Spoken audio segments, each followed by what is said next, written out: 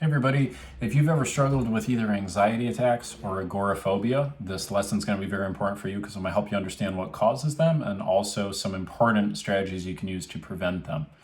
My name is Hicks. If you don't know who I am, I'm the founder of mentalhealthcoaching.com. I was suicidal many years ago, and traditional coping mechanisms, therapy, medication didn't really work well for me, but I learned how to retrain the brain, and now I help other people live depression and anxiety free and get their mental health where they want it to be, typically in about 90 days or so.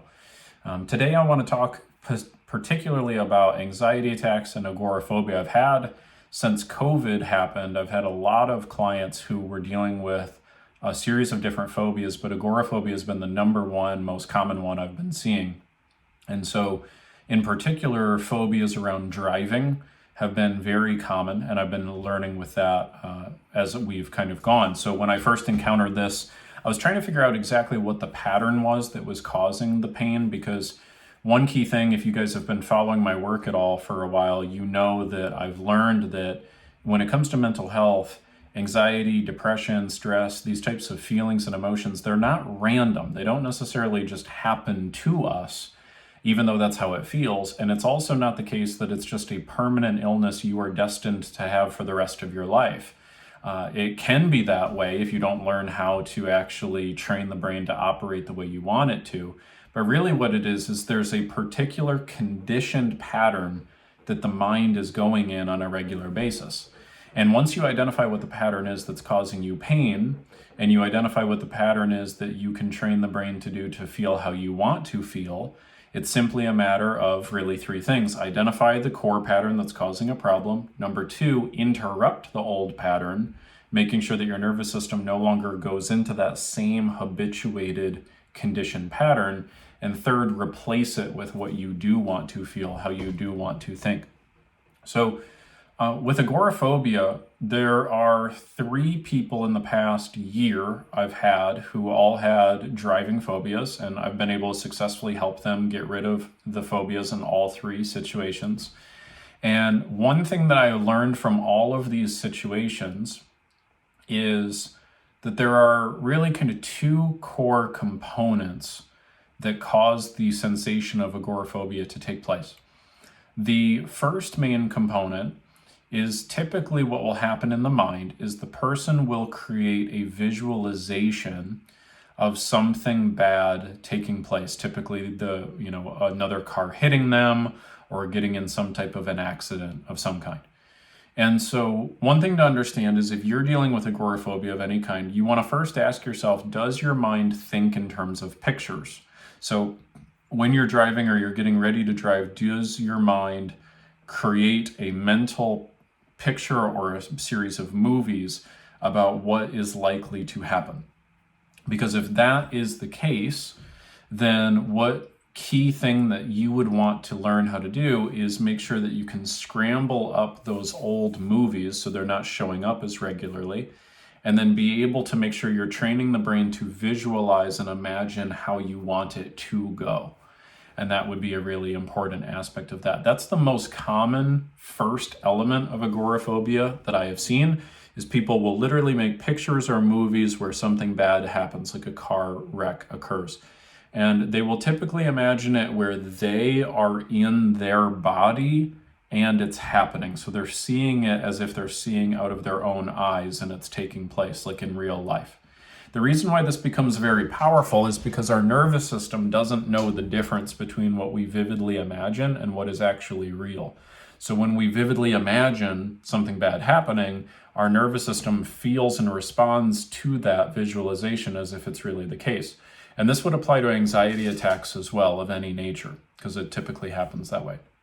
So there's usually a visualization. If it's not a visualization, it is still usually a focus of some kind on what if XYZ happens. So people who are having a driving phobia have trained this particular part of their brain, it's called the RAS, to be on the lookout for any potential signal that might indicate that a car wreck is going to take place. And so even though they're perfectly safe and fine, whenever there's a new piece of data to trigger them, they will perceive it as a potential threat, even though it's not necessarily a threat. So what we have to do is train the mind to be on the lookout for something totally different. Because when it's on the lookout for how do I be safe and how do I totally be in control, it's going to interpret every little thing as a potential life-threatening situation. So the first key element of agoraphobia and anxiety is focus. What is it that we're focused on? If we're focused on what could happen, your mind is going to start to hypothesize and imagine these imaginary scenarios repetitively again and again. And when you go and you drive on that same route, your mind is likely to have the same repetitive cycles because the same triggers are going to cause your brain to go, oh gosh, what if that happens this time?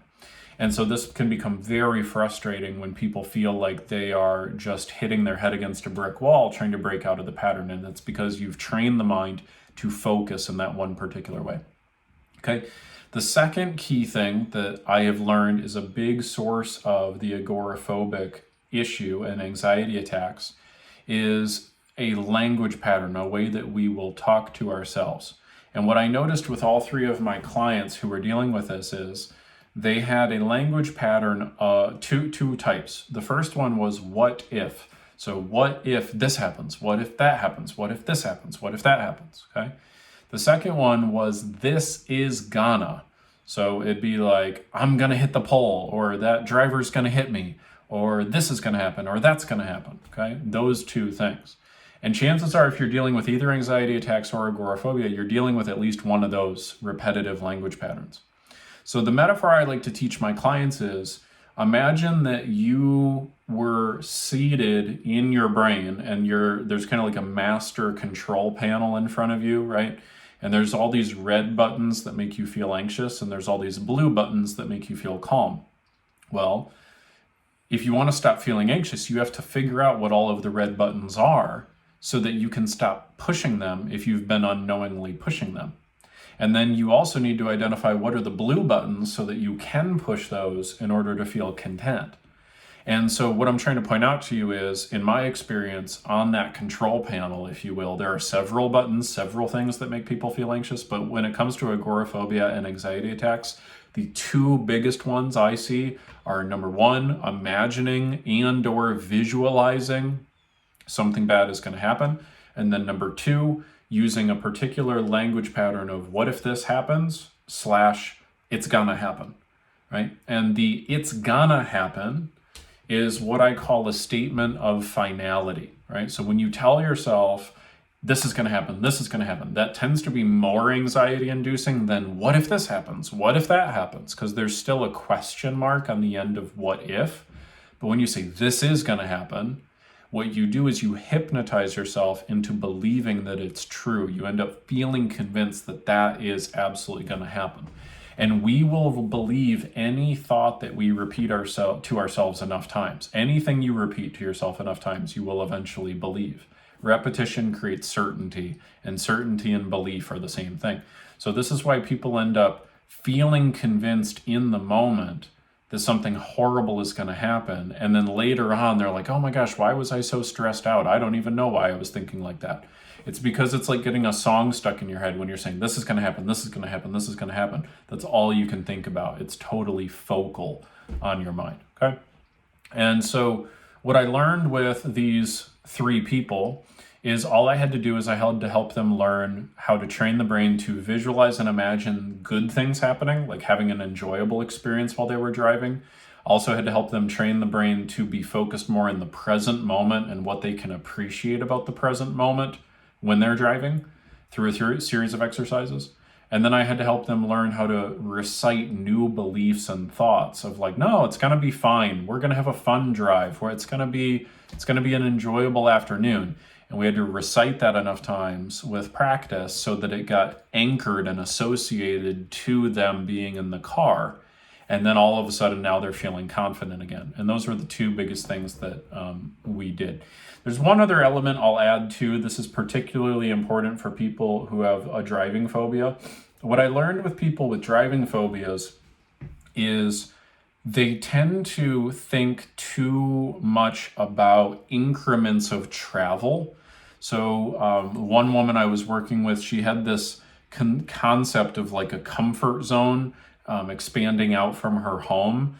And so she would say, well, the edge of where the school is and like this Main Street intersection, those are the edges of my comfort zone. Right? And another gentleman I worked with had something revolving around mileage. So he would be overly fixated on, well, I got to 1 mile today, but I don't know if I can get to 2 miles. And, doing 2 miles is okay, but 5 miles is really tough. And he was always fixated on the amount of miles. So whenever he had to go visit a family member, he'd go, okay, how many miles is that? So the thing I want you to see is it's, again, these same 2 core principles of emotions, where on the one hand, it's what you focus on. So people who do not have a phobia are not focused on the mileage and the distance and how far away from home and all of that stuff. They're focused on the scenery, the music, who they're with, the destination that they're headed in. So if you find that you're overly fixating on the mileage or the distance or how far away from home, what I want you to see is that the more you fixate on that, the more anxious you're going to get. And what you have to train the brain to do is what we call therapeutic deletion, which means your mind needs to learn how to delete the mileage, like not focus on the mileage, forget about the mileage, and focus on other things so that you can feel present and engaged. So those are a couple pointers to kind of get the process started. But agoraphobia, I learned this past year, totally, completely, absolutely resolvable. And definitely not something you have to live with for the rest of your life. It's just you have to learn the ins and outs of it. This is kind of like the big picture of what you have to learn and gives you a couple pointers of things to practice, but totally, absolutely solvable. And if you're dealing with regular anxiety attacks too, it's basically the same pattern. It's just slightly different. And so you definitely can get it handled. But at any rate, I'd love to hear your thoughts, your questions, your comments. Let us know. We want to support you. We want to help you. And of course, if you need extra help, by all means, reach out to us at mentalhealthcoaching.com. But we'll be very excited to serve you in our next lesson. Talk to you soon. Bye.